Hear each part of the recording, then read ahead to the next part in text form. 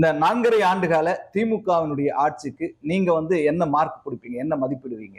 இல்ல மதிப்புன்னு நான் ஒன்றும் வாத்தியார் இல்ல. அவங்க ஒன்றும் திமுக ஒன்றும் பரீட்சை எழுதல. இவ்வளவு மார்க்கு, இவ்வளவு சதவிகிதம் அதெல்லாம் அந்த பத்திரிகைகள், ஊடகங்கள் செய்யற வேலைகளை நான் செய்ய முடியாது. ம்.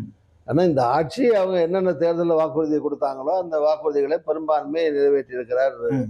முதலமைச்சராகிற ஸ்டாலின் அவர்கள். ம். பல்வேறு பல பிளஸ் இருக்கு.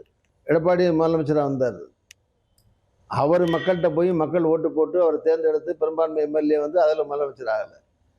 ஜெயலலிதாவுக்காக ஓட்டு போட்ட மக்கள், ஜெயலலிதாவுக்காக வந்த எம்எல்ஏக்கள் அது மறைவுக்கு பின்னாடி அவர் முதலமைச்சரானார். ம். அவருடைய ஆளுமையை, தலைமையை மக்களிடத்துல போன தேர்தலில் மக்கள் ஏற்றுக்கல. ம். ஆனா கலைஞருக்கு பின்னாடி தேர்தலில் வந்து தனியா அவர் நான் தான் முதலமைச்சர், ஸ்டாலின் தான் முதலமைச்சர்னு மக்கள்கிட்ட பிரச்சாரம் பண்ணப்பட்டு மக்கள் அதை ஏற்றுக்கொண்டு அவர் முதலமைச்சர் ஆக்கியிருக்காங்க. ம்.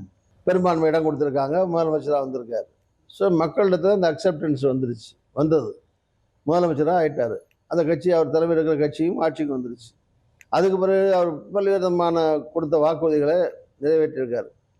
யாருமே 100% வாக்குகளை எந்த முதலமைச்சர் நிறைவேற்ற முடியாது.